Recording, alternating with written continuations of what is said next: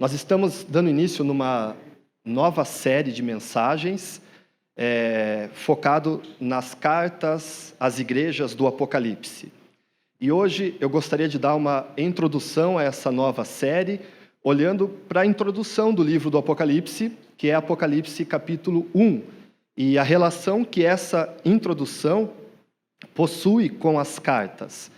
É muito oportuno que a gente olhe para essas cartas, porque é bem provável que muito do que nós enfrentamos como cristãos, como indivíduos, como igreja, nos tempos atuais, a gente vai encontrar analogias daquilo que a igreja vivia por volta do fim do primeiro século depois de Cristo. Então, a gente está falando do ano 90, mais ou menos, depois de Cristo.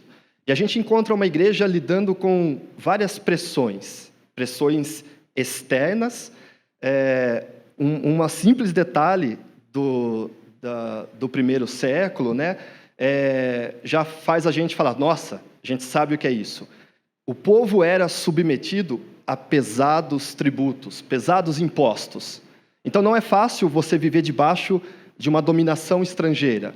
Eles viviam debaixo da dominação romana, e isso sobrecarregava a vida de cada trabalhador com pesados impostos. Além do mais, eles tinham que pagar os impostos que eram do templo, então cada trabalhador ali, contemporâneo de Jesus, contemporâneo da igreja do primeiro século, sabia muito bem o que era ser explorado, o que era lutar e sangrar para ter o pão de cada dia.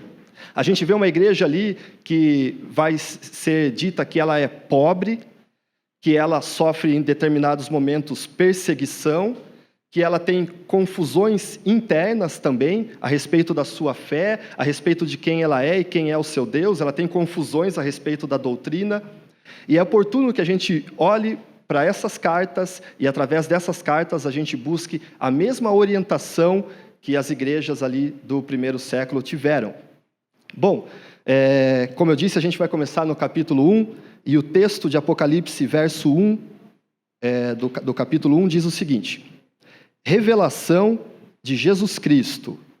Deus lhe concedeu para que mostrasse aos seus servos as coisas que devem acontecer muito em breve. A primeira palavra já é o título do livro, né? Apocalipse, em grego, significa revelação. Então, é você tirar o véu daquilo que está encoberto. É você trazer à luz aquilo que ninguém está vendo. É nesse sentido que o livro é uma revelação. Ele vai falar de realidades celestes, realidades invisíveis aos nossos olhos, mas que são realidades que o livro vai propor que a gente conduza nossas vidas por essa revelação, por essa realidade. Ele está trazendo à luz aquilo que aos olhos naturais não está totalmente claro. E qual é o objeto dessa revelação? O que ele pretende revelar? Né? O que o Apocalipse quer colocar como verdade revelada para que a igreja pudesse pautar a sua vida, a sua existência? O texto responde: revelação de Jesus Cristo. Cristo aqui não é, como no Novo Testamento todo, não é o sobrenome de Jesus, mas é um título, ungido, Christos em grego, Messias, Machia em hebraico. Então, Jesus Cristo, o ungido de Deus, aquele que era aguardado, aquele que ia trazer um novo tempo da parte de Deus, o enviado de Deus como o juiz final, como aquele que vem para reinar em nome de Deus, o próprio Deus. Então, Jesus Cristo, o Messias. O que o Apocalipse pretende, então, revelar para aquelas igrejas e para mim e para você, para que sirva de parâmetro para a nossa existência? Jesus Cristo. E é a partir dele que as nossas escolhas, que as nossas decisões, que as nossas ações e reações como cristãos devem ser tomadas. É a partir dele que a experiência de toda a nossa existência deve ser enxergada. Ele é a lente pelo qual a gente passa a enxergar o mundo. Revelação de Jesus Cristo. E ele vem como uma revelação que foi tirado o véu e que vai concorrer com a realidade palpável e experimentável, que eles experimentavam, que eu e você experimentamos. Às vezes, realidade de dor e sofrimento, realidade de dificuldades e pressões, mas daí o Apocalipse vem falar, olha, não existe só essa realidade que é palpável e experimentável para você, para os seus sentidos. Existe essa realidade aqui que eu estou tirando o véu, e essa realidade é Jesus Cristo. Ele diz o seguinte, Deus lhe concedeu para que mostrasse aos seus servos as coisas que devem acontecer muito em breve. O Apocalipse, ele está falando de algo que está determinado. Deus concedeu. A origem é Deus, então é confiável essa revelação. Para que mostrasse aos seus servos aquilo que deve acontecer, aquilo que é certo, certamente acontecerá. Por quê? Porque já está em andamento, já foi desencadeado o momento crucial que deu o start a tudo aquilo que o Apocalipse vai mostrar depois. E qual é esse evento crucial? O que aconteceu que desencadeou o cumprimento da vontade e dos desígnios de Deus na história humana? Jesus Cristo. Jesus Cristo é o evento máximo da intervenção de Deus na história do ser humano, da intervenção de Deus na história do mundo. E a gente encontra esse evento Cristo num texto como Filipenses, por exemplo. Filipenses 2, do verso 6 ao 11, fala sobre o despojar de Cristo, que estando na sua forma como Deus, ele não se apegou aos seus direitos como Deus, mas ele se despojou, ele se esvaziou, ele se tornou homem, e como homem foi encontrado na forma de escravo, e se humilhou em obediência até a morte na cruz. Então aqui a gente está falando de todo esse movimento do evento Cristo. Ele encarna e vem até o ser humano, mostrando a sua compaixão. Ele se identifica conosco. Ele vive uma vida nesse mundo que é um exemplo. Ele viveu de forma perfeita, em obediência, confiança e amor ao seu Deus e aos seres humanos. E não só viveu essa vida de exemplo, mas ele sangrou numa paixão de cruz por mim e por você. E daí a gente pode falar, olha, a encarnação é o que ele fez, ele se esvaziou, ele se humilhou, o exemplo de vida que ele nos deu, a cruz de paixão que carregou por nós, para o nosso perdão. E não termina aí, porque tem a sua ressurreição, a sua vitória sobre a morte. E às vezes a gente fala até aí, mas o Apocalipse quer falar de mais um ponto que existe, a sua entronização, a sua exaltação, a sua glorificação ao lado de Deus Pai como supremo soberano de todo o universo. É o que a música falou, já não existe mais nada que não lhe pertença, mais nada que não esteja sujeito a Ele. É o que o texto de Filipenses vai falar, né? Tornando-se obediente até a morte, morte de cruz. Por isso Deus soberanamente o elevou e lhe conferiu o nome que está acima de todo nome, a fim de que ao nome de Jesus se dobre todo joelho, sobre a terra, debaixo da terra, nos céus, e que toda língua proclame que o Senhor é Jesus Cristo, para a glória de Deus Pai. Então, o Apocalipse lida muito com isso. O Apocalipse, mais do que lidar, ele lida com o sacrifício de Cristo, o amor, a paixão de Cristo, mas ele lida com o Cristo glorioso, exaltado acima de todas as coisas. E é esse Cristo glorioso que ele quer nos revelar, com uma imagem muito viva, que não somente mexa com o nosso entendimento, mas mexa com a nossa imaginação, e mexa com os nossos sentimentos, e nos conecte na sintonia das realidades celestes. Ele é o soberano, exaltado acima de todo nome, e diante dele todo joelho vai se dobrar e toda língua vai confessar que ele é o Senhor. E ele é o Senhor aqui, não é simplesmente Senhor, mas é um título de Deus. Quem era chamado de Senhor no Antigo Testamento? Adonai, Deus era o Senhor.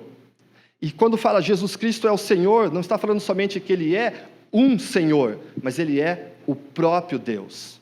O Apocalipse lida com essa revelação e propõe para nós que nossa vida seja pautada por ela. O verso seguinte, a parte B do verso 1 e o verso 2 continua. Ele a manifestou com sinais, por meio do seu anjo, enviado ao seu servo João, o qual atestou, ou testemunhou, tudo quanto viu, como sendo a palavra de Deus e o testemunho de Jesus Cristo. Então aqui a gente tem um movimento, a revelação de Jesus Cristo, que Deus concedeu, através do seu anjo, ao seu servo João, que testificou, que atestou tudo quanto viu, como sendo a palavra de Deus e o testemunho de Jesus. Aqui é interessante, porque a palavra que atestou, ela vem do grego martíria. E o que é martíria? Martíria é um testemunho que alguém prestava daquilo que ele ouviu ou daquilo que ele presenciou. E o testemunho esperava adesão. Mas no cristianismo, essa palavra martíria, ela ganha um novo significado. Por quê?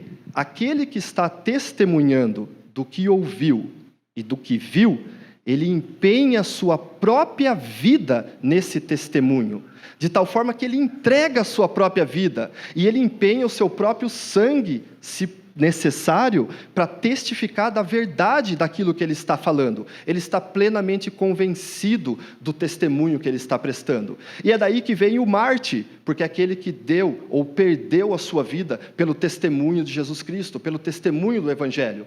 Então, quando a gente fala de martírio, a gente está falando daqueles que morreram e foram sacrificados por amor à verdade do Evangelho, e não consideraram a sua própria vida como algo valioso ou precioso, mas o testemunho como aquilo de mais valioso e precioso, mesmo que custasse a própria vida, mesmo que levasse ao martírio. E João, ele está comprometido com isso. Ele está prestando um testemunho desta forma. O testemunho que João recebeu, a revelação que João recebeu, trouxe sérias consequências para a vida de João. E a gente vai encontrar isso aqui no texto. No verso 3, diz assim: feliz o leitor e os ouvintes da palavra desta profecia, se observarem o que nela está escrito, porque o tempo está próximo. O tempo já está em andamento, porque o evento definitivo, o evento Cristo, já aconteceu. E olha só que interessante aqui: feliz o leitor e os ouvintes. Então é muito provável que essa carta não era como eu e você, cada um tem a sua cópia. Está no celular, está na Bíblia, está em todo lugar. Não tinha cada um uma cópia. Eles tinham que ouvir aquilo que ia ser lido. Feliz o leitor e os ouvintes. Então é uma pessoa lendo e as demais ouvindo no contexto do culto, no contexto da assembleia, da reunião dos santos. E é bem provável que o Apocalipse não surgiu de uma vez só, como um livro pronto, mas que circulava entre as igrejas pequenos fragmentos e que depois foram compilados e reunidos. Então pensa como que era mais difícil para aqueles irmãos terem acesso à Bíblia, como é mais fácil para a gente, e a gente sempre banaliza e não valoriza aquilo que é mais fácil. Mas ele não tinha como ler na casa dele a hora que ele tinha vontade, ele não tinha como ver a mensagem no YouTube, não, ele tinha que ouvir e guardar aquilo, né? Então, feliz aquele que ouve e aquele que guarda. E guardar no sentido de João, de comprometer a própria vida por aquela mensagem. Se eu e você ouvimos o Evangelho e achamos palavras bonitas e sábias e eloquentes, e saímos daqui e não encarnamos essa palavra, de nada valeu. Então, o ouvir, o obedecer na Bíblia, ele está atrelado com colocar isso em prática, fazer isso virar um estilo de vida. Então, essa revelação aqui, ela é extremamente comprometedora. E a gente vai ver que começou esse comprometimento na vida de João. No verso 4, a gente encontra João se apresentando. João, às 7 igrejas que estão na Ásia, a vós, graça e paz. Aqui o número 7 é interessante, porque o Apocalipse, ele trabalha com imagens e símbolos, ele trabalha com números que têm valor simbólico. O número 7 na Bíblia, ele representa plenitude, completude, é um ciclo inteiro, então é a totalidade. De tal forma que Deus criou o mundo em 6 dias e descansou no 7º. Ele concluiu as obras das suas mãos. Então, essas igrejas eram históricas, elas existiam. Mas o número 7 diz respeito à totalidade da igreja. Então, essa carta não está destinada somente às 7 igrejas da Ásia, do Apocalipse, mas à totalidade da igreja de todos os tempos. E quem é João? Né?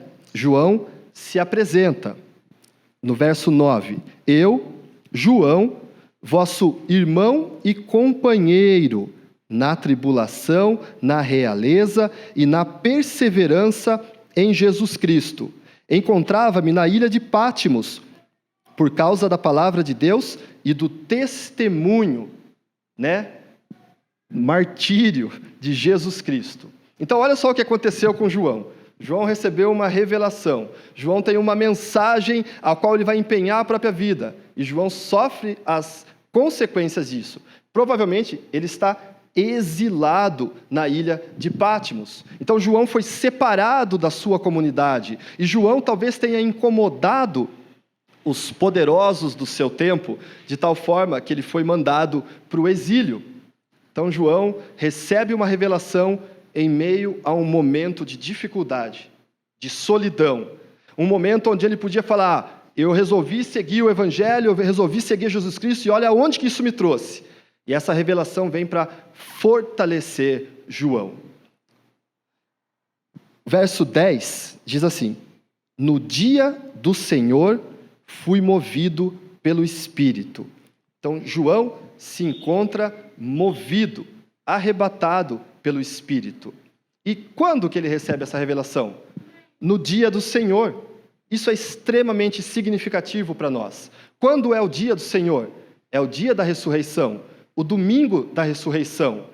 E é o domingo onde acontecia o culto, a assembleia, a reunião dos santos. Então é nesse dia, no dia de culto, no dia da ressurreição, que João recebe essa revelação.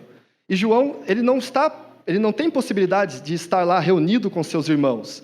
Ele está experimentando o que a gente experimentou durante a pandemia, de não poder nos reunirmos presencialmente no culto. E ele não tinha o YouTube ou nenhuma outra ferramenta para participar do culto. Mas no dia do Senhor, João recebe essa revelação. Todo o Apocalipse vai ressaltar a importância do culto. Muitos comentadores falam que todo o livro ele é uma liturgia, uma grande liturgia. E se você começar a ler, você vai perceber isso. No capítulo 4, a primeira coisa que João vê, quando ele recebe o convite para subir por uma escada até o céu, ele vê o quê? A sala do trono celeste, aonde está acontecendo o culto celestial a Deus e a Jesus Cristo. Então, todo o Apocalipse está falando de uma grande liturgia, está ressaltando a importância do culto. E o culto, ele é importante por quê? Porque ele é no primeiro dia da semana. O dia onde o evento Cristo trouxe a ressignificação de tudo. Cristo ressuscitou, tudo se fez novo, as promessas de Deus estão em andamento. Então, é a partir do domingo da ressurreição, reunidos em culto, que a gente deve pensar a nossa semana, as dinâmicas da nossa semana, os ritmos da nossa vida. A partir de onde? A partir da ressurreição. Consequentemente, se você parar de vir ao culto, eu e você, se pararmos de frequentar o culto, não num momento especial e único como esse da pandemia, onde a gente teve que se conectar online, mas se nós deixarmos o culto, nós nos esqueceremos da ressurreição. E se nós nos esquecermos da ressurreição, nós vamos nos esquecer da esperança e de quem nós somos e de como devemos viver e de quem é o nosso Deus. Então, meu amigo e minha amiga, se você deixar de vir no culto, a não ser numa situação especial, onde não tenha como numa pandemia, você se esquecerá da ressurreição. E é significativo que... Obrigado, Bel. E é significativo que a revelação aconteceu no dia de culto, no dia do Senhor. E o texto segue, e o texto vai ficando cada vez mais surpreendente. João vai tendo surpresas que vão mexendo com João profundamente.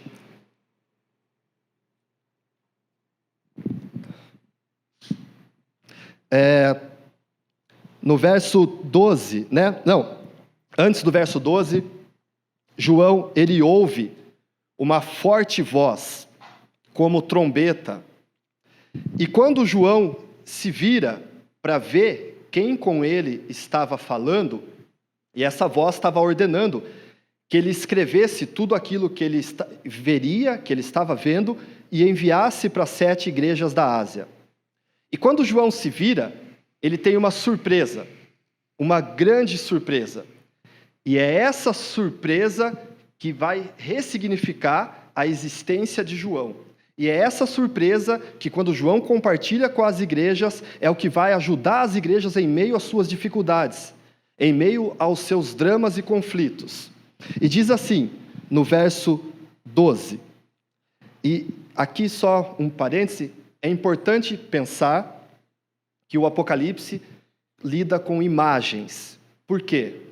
As imagens comunicam muito mais forte com a gente do que somente palavras. Imagens mexem com nossa imaginação e despertam em nós sentimentos e nos conectam na sintonia delas. Então o Apocalipse, ele quer trabalhar com a gente por inteiro, com o nosso intelecto, mas quer trabalhar com nossa imaginação. A imaginação ajuda você a entrar no clima. Se você fizer um exercício, quando você estiver aqui no momento do louvor, e você começar a imaginar Jesus Cristo de forma esplêndida e gloriosa e majestosa, isso vai ajudar os seus sentimentos e sentidos se conectarem, se derramarem nesse momento de louvor. Então, João está lidando com imagens, imagens que falam mais do que palavras. E eu vou ler agora, é um pouquinho mais longo, do verso 12 ao verso 20, e eu gostaria que você fizesse esse exercício de imaginação, e que esse exercício de imaginação te ajudasse a se conectar na sintonia celeste, na sintonia do Apocalipse de João. E diz assim: voltei-me para ver a voz que me falava. Ao voltar-me, vi 7 candelabros de ouro, e no meio dos candelabros, alguém semelhante a um filho de homem, vestido com uma túnica longa e cingido à altura do peito com um cinto de ouro. Os cabelos de sua cabeça eram brancos como lã branca, como neve, e seus olhos pareciam uma chama de fogo. Os pés tinham o aspecto do bronze quando está incandescente no forno, e sua voz era como o estrondo de águas torrenciais. Na mão direita ele tinha 7 estrelas, e de sua boca saía uma espada afiada com 2 gumes. Sua face era como o sol, quando brilha com todo seu esplendor. Então, essa imagem é Jesus Cristo, o Senhor, glorioso, exaltado, majestoso. E cada aspecto dessa imagem está revelando uma característica de Jesus. Então, ele apresenta Jesus como o Filho do Homem.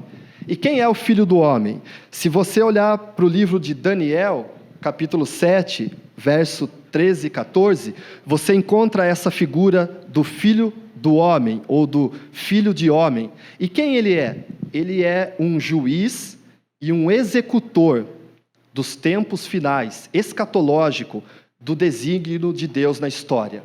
Ele vem enviado da parte de Deus para julgar e estabelecer a vontade de Deus. Então, Jesus é retratado aqui como o Filho do Homem, esse juiz e executor escatológico dos desígnios de Deus na história. E aqui cada aspecto é significativo. Ele tem uma longa túnica, e essa túnica fala do seu sacerdócio. Jesus é o sacerdote, aquele que adentrou na presença de Deus, não carregando o sangue de um animal, mas seu próprio sangue ofertado por nós. É esse sacerdote que trouxe a reconciliação com Deus. É esse sacerdote que trouxe o perdão dos nossos pecados. Ele é esse supremo sacerdote. Ele tem um cinto de ouro ao redor do peito, e o cinto de ouro fala da sua realeza. Ele é o rei, né? O rei dos reis. E os seus cabelos são brancos como a neve, e os cabelos brancos ressaltam o aspecto da sua eternidade. Seus olhos são olhos como chamas de fogo, e isso fala da ciência divina. Nada escapa ao seu olhar. Ele conhece todas as coisas, ele conhece o íntimo do meu e do seu coração, né? Os olhos penetrantes como chamas de fogo, cabelos como eternidade. O Apocalipse pretende mostrar que existem poderes, que existem reinos, existem soberanias nesse mundo, mas todas elas são passageiras, são transitórias. Só existe alguém que é eterno, cujo seu reino não é passageiro e transitório. É Jesus Cristo. É por isso que seus cabelos são brancos, simbolizando a eternidade. E seus pés são como o bronze quando está incandescente no forno. Se você olha para o livro de Daniel, as imagens que Daniel recebe, que ele vê, são de impérios. E esses impérios são retratados como uma grande estátua que tem pés de barro.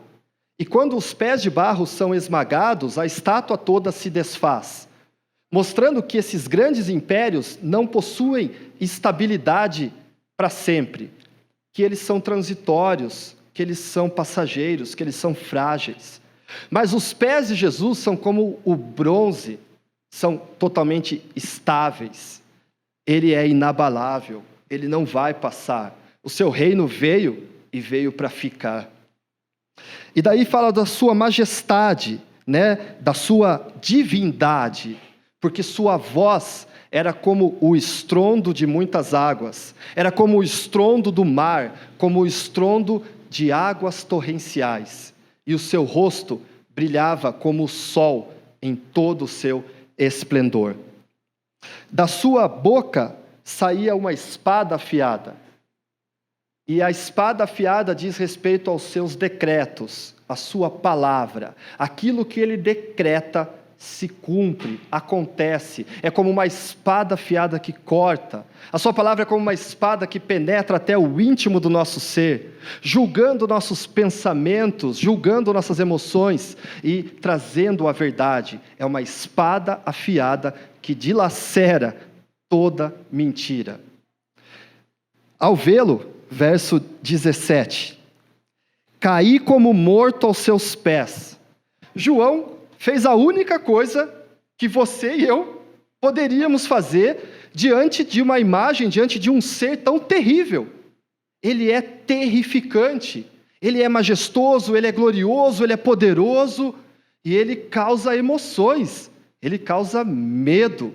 João cai como morto aos seus pés. João se prostra diante dele, porque João reconhece que ele é o totalmente outro, que ele é o mistério profundo. João reconhece nessa imagem que ele contemplou e divide com a gente toda a glória e majestade de Deus. Então, é bom que a gente olhe para os aspectos de Jesus como o humilde que se encarnou, que tirou a sua capa e lavou os pés dos seus discípulos, que não estava nesse mundo para ser servido, mas para servir. É bom que a gente olhe os aspectos humanos de Jesus, que chorou, o aspecto que ele, né, se fez vulnerável e frágil e não foi pego de surpresa na cruz, mas se entregou de livre e espontânea vontade. É bom que a gente olhe para a humanidade de Jesus, mas é indispensável que a gente olhe para a majestade de Jesus, para a glória, para o aspecto tremendo. Porque o que isso faz com a gente? Aquilo que é o caminho para estar diante de Deus.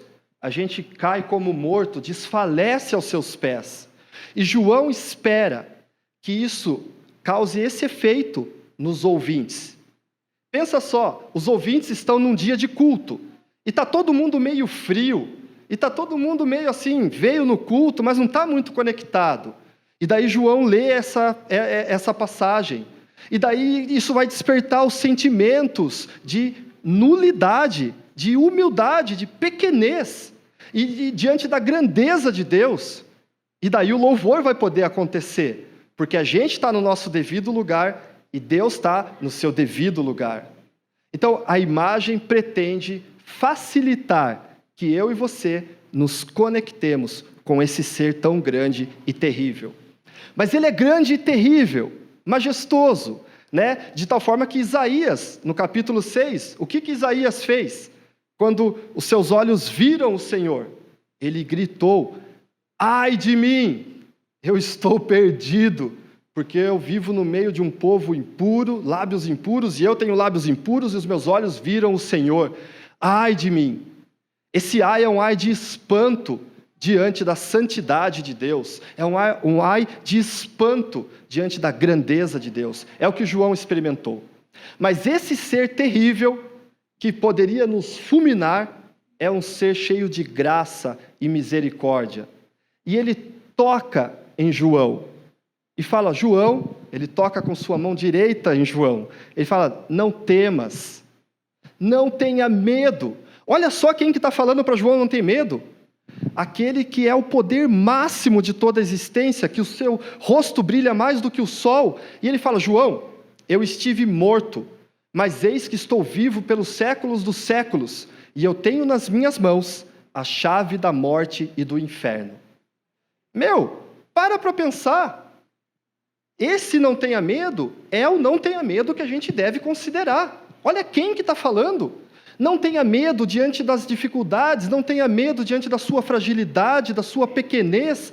Não tenha medo, porque eu venci, eu estou vivo para todo sempre. Morri, mas agora vivo para todo sempre, e eu tenho a chave da morte e do inferno. O que causa mais medo do que a morte e o inferno? Jesus fala: mas eu tenho a chave, eu posso abrir e eu tiro de lá quem eu quiser, a hora que eu quiser. Então é esse grande Jesus, glorioso e majestoso, que fala para João de forma graciosa: João, não tenha medo. Esse é Jesus, com olhos como chama de fogo, que é capaz de fulminar você, mas com um amor e uma misericórdia tão grande, que aconchega você de uma tal forma que nenhum amor, nenhum toque, nenhum abraço nesse mundo é capaz de fazer. Então João compartilha sua visão conosco. João quer nos conectar totalmente. Se o seu corpo está presente, se o seu intelecto está presente, é muito bom, mas os seus sentidos, a sua imaginação precisa estar presente. Isso faz toda a diferença. Você está de corpo e alma naquilo. É o que a imagem do Apocalipse pretende nos oferecer. No verso 20, ele esclarece sobre o significado das estrelas, das 7 estrelas que estão nas mãos de Jesus e dos 7 candelabros. E olha só que significativo. Ele diz que as 7 estrelas são os anjos das 7 igrejas. Então, isso tem relação com uma crença judaica de que cada comunidade tinha um anjo protetor. Então, alguns comentadores falam: é o anjo protetor de cada igreja que está nas mãos de Cristo. Portanto, as igrejas estão em suas mãos. Ou não, é o pastor físico de cada igreja que está nas mãos de Cristo. De qualquer forma, a igreja está nas mãos de Cristo. A igreja está nas mãos daquele que tem pés tão fortes como bronze. A igreja está nas mãos daquele que é um resplendor maior do que o sol. E os candelabros, ele diz que são as 7 igrejas. Então, esse ser majestoso e glorioso, Jesus Cristo, o Senhor, Jesus Cristo, Deus, anda no meio das igrejas. As igrejas lhe pertencem. Ele está presente na vida das igrejas, mesmo em meio à fragilidade, mesmo em meio à pequenez, mesmo em meio às dificuldades, mesmo em meio às crises de fé. Ele tem a igreja em suas mãos e ele anda no meio das igrejas. A igreja pertence a quem? A igreja pertence a Jesus Cristo. E isso faz toda a diferença na nossa compreensão do que é a igreja.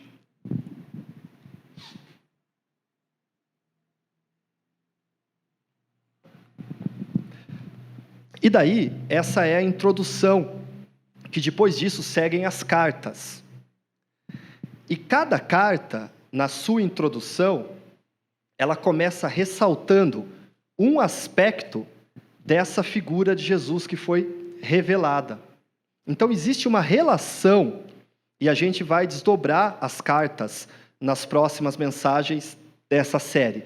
Mas por que foi importante a gente olhar para essa imagem de Jesus? Porque existe uma íntima relação entre a imagem de Jesus e as cartas. Quando as igrejas quando elas ouvissem o conteúdo das cartas e elas se abrissem para esse conteúdo, elas estariam se abrindo para esse Jesus glorioso. Olha que significativo que é a última carta, a carta à igreja de Laodiceia. E no finalzinho dela, ele pode ser um fechamento para ela, mas também ele pode ser um fechamento para as outras cartas. João está entregando uma mensagem para essas igrejas. Verso 20 do capítulo 3. Eis que estou à porta e bato. Se alguém ouvir a minha voz, lembra que eles estavam ouvindo essa mensagem, e abrir a porta, entrarei em sua casa, e cearei com ele e ele comigo. Então Jesus estava na porta dessas igrejas, batendo, chamando. Se alguém ouvisse e abrisse a porta, ele entraria. E como num contexto de culto, ele cearia com essa pessoa, com essa igreja. Então, essas igrejas, vou falar brevemente de algumas situações que elas estavam enfrentando, e você lendo as cartas percebe essas situações. Lidavam com a perda do primeiro amor. Você perdeu a paixão, você perdeu o amor. Você até está aqui, mas você precisa recuperar o primeiro amor. Elas lidavam com tribulações e dificuldades, por fazerem parte de estarem subjugadas debaixo de um grande império. Elas lidavam com pobreza extrema. Elas lidavam com calúnias da parte dos judeus. Elas lidavam com prisão. Elas lidavam com até mesmo morte, martírio, perseguição. Elas lidavam com morte espiritual, além da morte, da ameaça da morte física. Elas lidavam com distorções da doutrina, da mensagem. Elas lidavam com a mornidão, uma fé morna. Então pensa essas igrejas com as suas dificuldades, com as suas qualidades, com os seus dramas e conflitos, ouvindo alguém bater na porta. E quando ela chegava para olhar no olho mágico e ver quem que estava ali do outro lado, era essa imagem do Jesus glorioso e majestoso, brilhando mais do que o sol, com uma espada em sua boca, derrubando eles por terra. Esse derrubar por terra mostra que eles estavam se abrindo para a mensagem, totalmente humilhados e quebrantados diante daquele que estava entregando a mensagem. Então, se eles tiveram esse impacto do Jesus glorioso, daí o coração está quebrantado, fica mais fácil de ouvir, não é verdade? O coração está mais maleável, o espírito está aberto. Então, essas igrejas, agora, são convidadas a confrontar a realidade que elas experimentavam ali. Com quem? Com a revelação. Jesus Cristo, o Supremo Senhor de todo o universo. E isso é o que ressignificava a existência delas. E isso é o que trazia correção. Porque nas cartas ele vai falar, eu corrijo e disciplino todo aquele que eu amo. E isso é o que trazia novo ânimo, novo vigor para a fé. Jesus Cristo, glorioso. Convidando para quê? Para a ceia. Eu e você um dia, que estamos aqui, nós ouvimos esse bater na porta, e nós abrimos, e ele entrou, e fez nova todas as coisas em nossas vidas. Mas hoje, novamente, ele bate na porta do meu e do seu coração, da nossa igreja.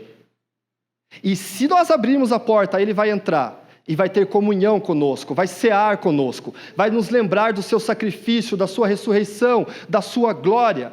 E todas as coisas vão virar de ponta cabeça, porque vão ser ressignificadas.